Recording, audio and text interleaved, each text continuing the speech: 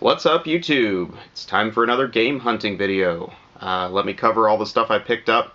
Guess what? I was slacking. I didn't do one last month, so you're going to get to see everything I picked up over the month of September 2014 and most of October 2014. Probably won't make another video before the month's over, so sorry about that if you've been a fan of the videos lately, but I had a really busy month or two at work, so this is going to be a little bit of a combo video. Let me go over everything I got for the month. Picked up games again for a lot of different systems as usual. I'm going to start off with the crown jewel of the month, and this is going to seem a little strange, and that is ECW Anarchy Rules for the Dreamcast. And you're saying, oh my god, you have horrible taste in games, get that thing off my computer screen. This game is the last piece of my US Dreamcast collection that I needed, and believe it or not, this is a very hard game to find. So I will never play this, but I am very, very excited to get this game and add it to the collection. This is one that I've been hunting for the last few months, and that officially completes my US Dreamcast collection. So that is the only Dreamcast game I picked up over the last couple months, but it is a very awesome one to get in my collection. So that collection is done. So let's move on from there. One of the other collections I've been pursuing heavily lately is the US Saturn, and I am under 100 games left that I need for that system. I do have most of the rare stuff already, so it's pretty much just a bunch of commons I need to pick up over the coming months. I did pick up quite a few Saturn games over the last couple months, so I'll show those off to you next. First one of these is Robotica, and I will just tell you a lot of these are junk. Slam & Jam 96 with Magic and Kareem. More basketball, NBA Live 97. Alright, this is actually a good one, and I can't believe I didn't have this in my Saturn collection. I've owned Panzer Dragoon Saga since the game came out brand new, and I also own Panzer Dragoon 2. I also own Panzer Dragoon Orta for the Xbox. I love all those games. I never owned this one, the original Panzer Dragoon, so very happy to get that in the collection. Not sure why it took me so long. I guess because I had some of the newer ones. Never really went back to the original one. So I definitely want to play this one over the coming month. Next is Wipeout, which got ported to PlayStation as well. Then we have High Octane, The Track Fights Back. Bet that's good. Breakpoint Tennis. FIFA Soccer 97. This one's a good one, at least. Die Hard Arcade. Always liked this game, just never had it in the collection. You can also get the semi-sequel on the Dreamcast, which is Dynamite Cop. Highly recommend both of those. Cool games. Next is Shell Shock. Worldwide Soccer 98, featuring Kobe Jones. NBA Action. NHL All-Star Hockey, the original. PGA Tour 97. Impact Racing.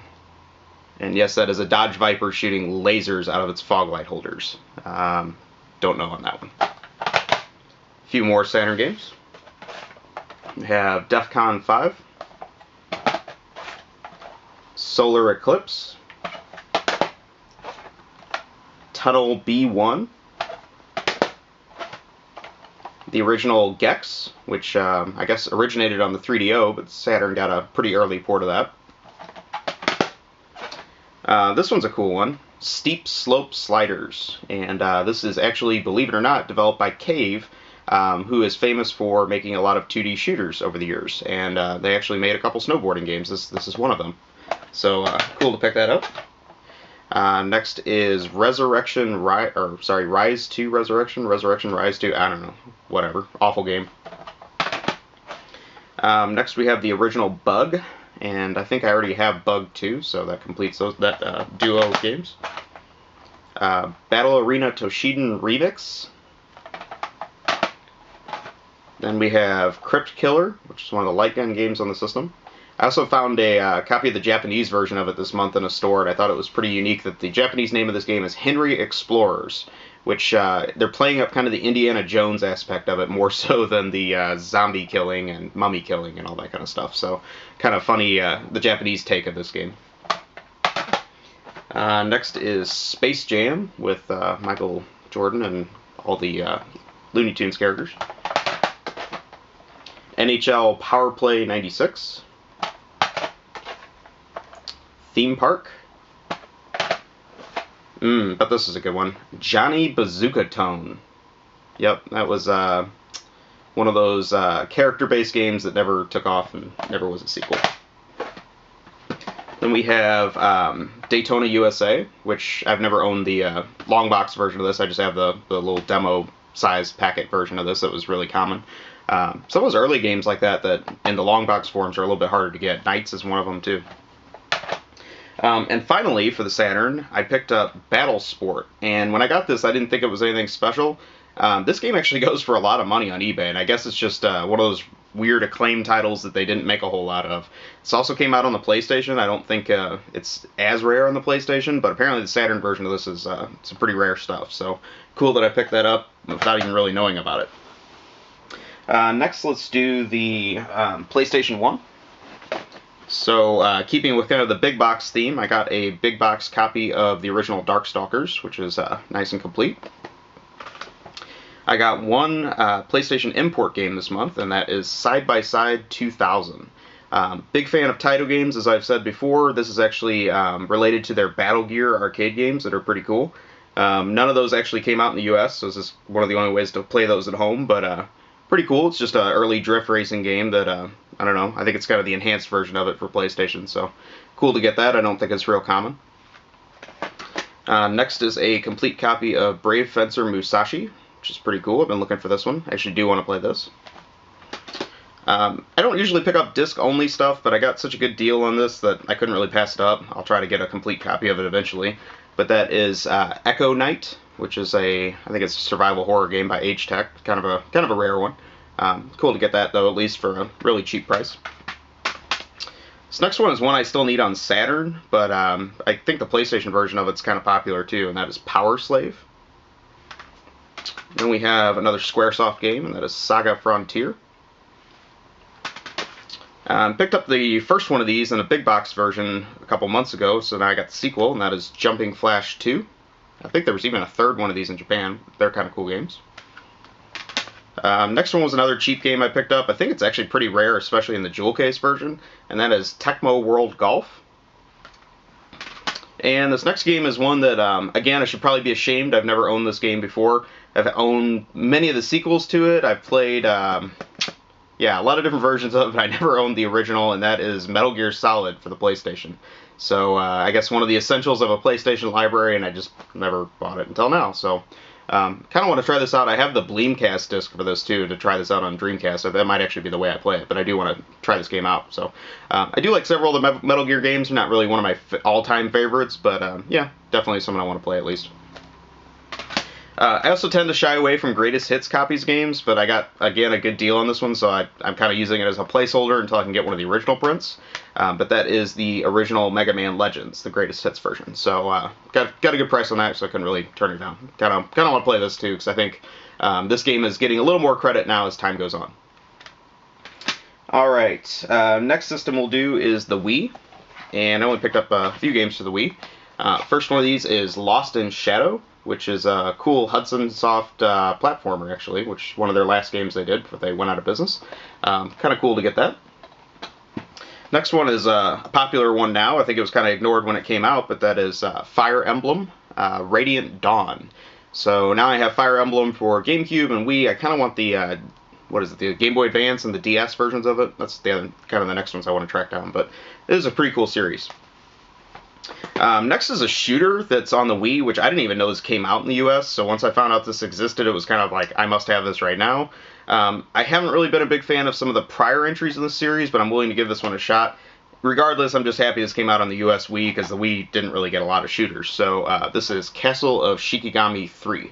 I do like that they kept the Japanese name for this one, too, because many of the earlier Shikigami games, they renamed on the PlayStation 2. So, cool to get that.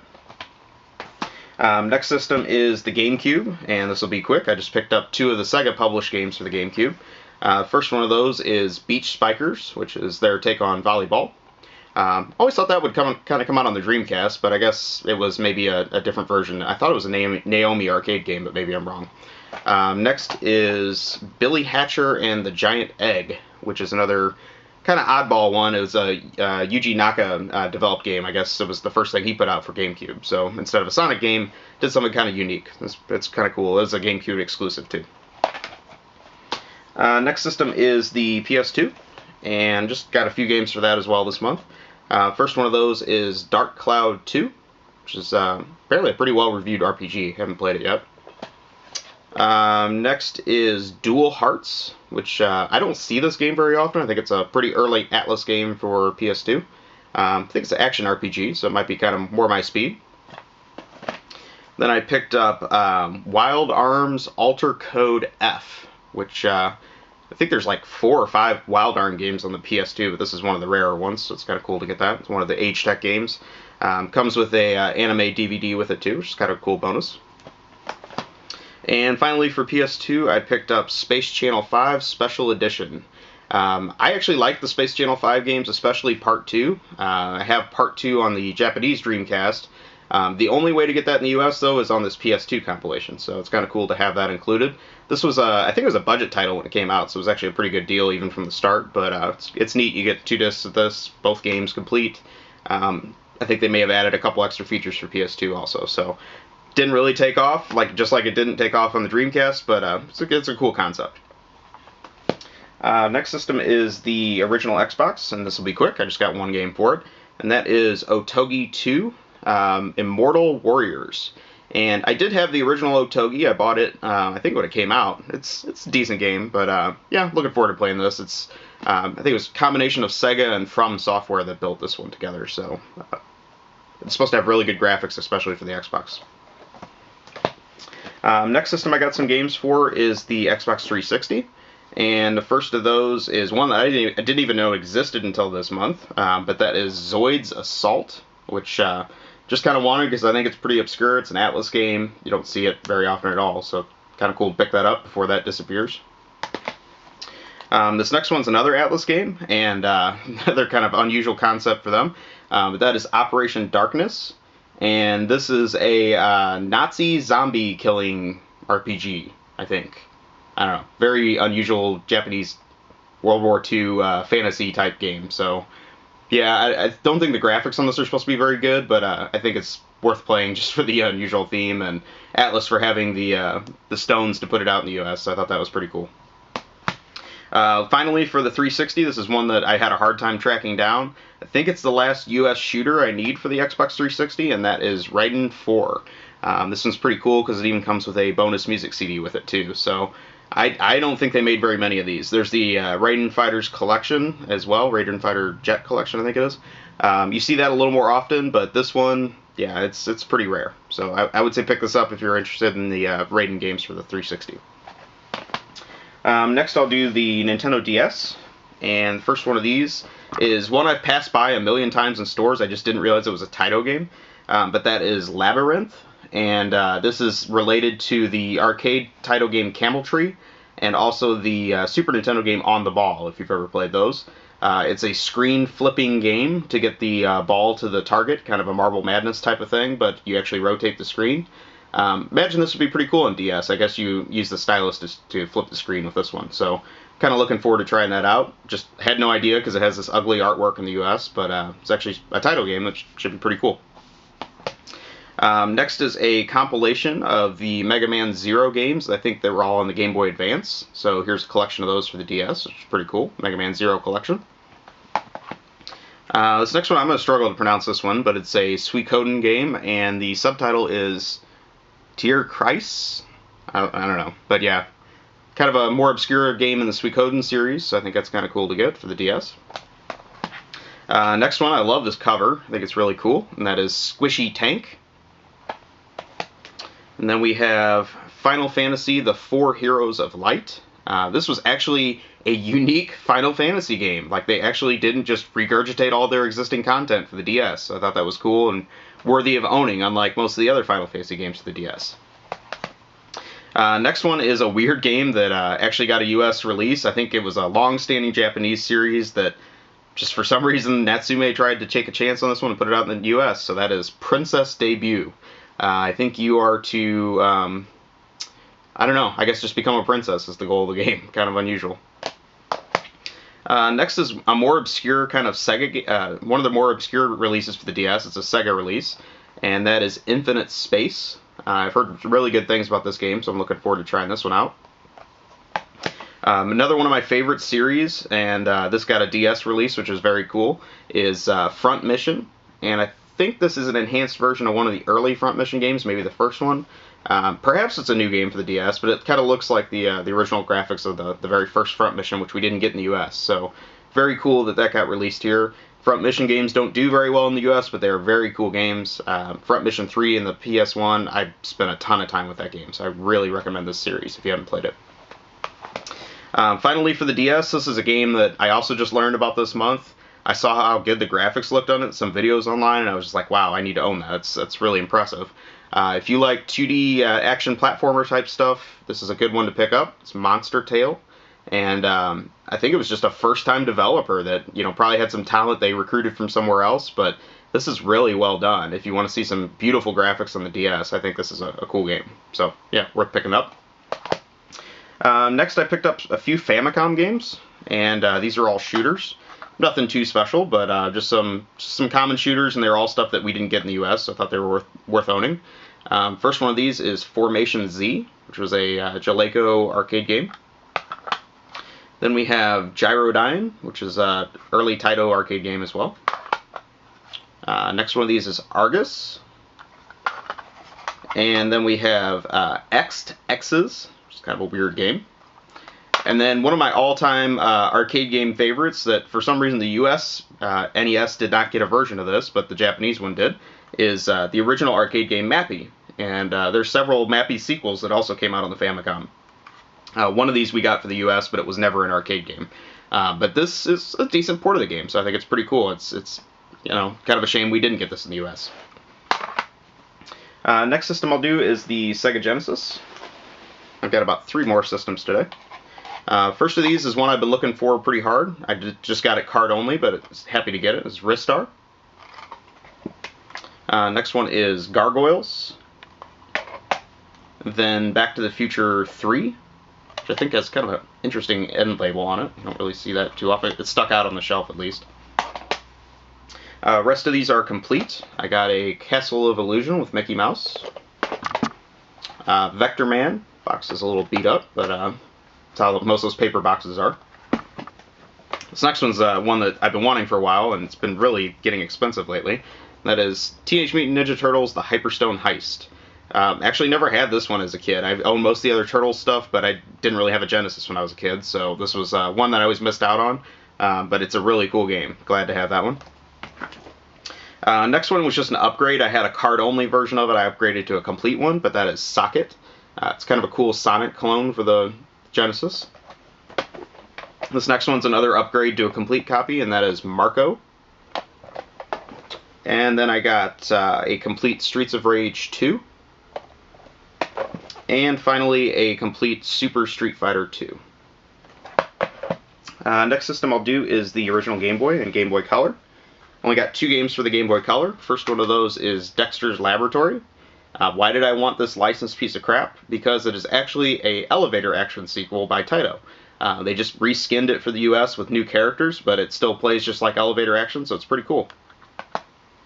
Next one is one you don't see very often at all in Game Boy Color. It's a really bad game. I actually spent quite a bit of time playing it, and it's Armada FX Racers. So if you know the Armada series from Dreamcast, this has nothing to do with it other than the same title. It's just a overhead RC car type battling game, but the controls on this and music are just absolutely horrible.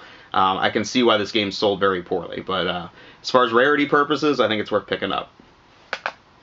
Rest of these are original Game Boy games, and I picked up the original Turrican, Gauntlet 2, Maui Mallard in Cold Shadow, the original Battletoads, Wario Blast featuring Bomberman, Double Dragon 2, Solitaire Fun Pack, Motocross Maniacs, surprised I didn't have that one, Qbert, Burger Time Deluxe, this one's pretty cool, Spider-Man 2, World Circuit Series, Kirby Star Stacker, it's a pretty cool game too, Panel Action Bingo, Quirk, The Simpsons Bart and the Beanstalk, another horrible Simpsons game. Such a great franchise and such a horrible series of games that Acclaim put out for it. And finally, Mega Man 3. So now I have 2 more Mega Man games I need for the Game Boy.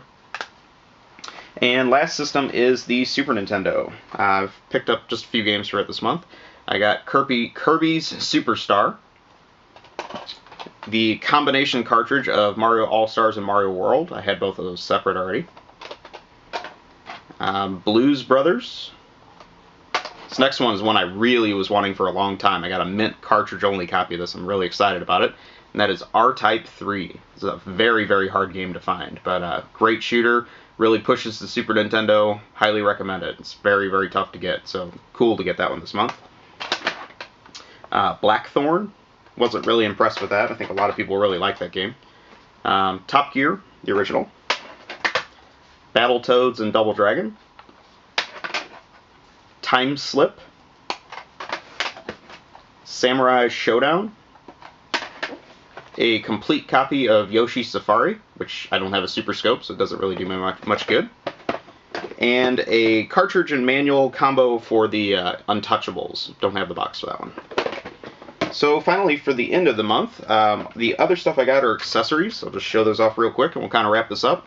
First one of those was a black Sega Dreamcast sports controller. You could only get this with the sports system, so I thought it was kind of cool. I saw one for sale solo. I'm like, yeah, might as well own that. I think it's a good-looking controller. So, don't own the black system, but I think it's cool to at least have one of these in my collection. Next is another thing I just never owned, and that is a Sega Genesis 6-button controller. And finally, I got a Sega Genesis RGB cable, so now I can play my Genesis in RGB, which is pretty cool. That should really make the Genesis games look sharp. So again, I apologize I didn't have a video last month. Hopefully you liked this video. I kind of tried to speed things along since there's quite a bit of stuff to cover. Please take a moment, like, comment, subscribe to my feed. Let me know what you think. If there's anything else you'd like to see in the future or any more comments you'd like me to make, just let me know. I'd be happy to help you out with that. Hopefully I'll have a video for you in about 1 more month, and I'll see you soon. Thanks, YouTube.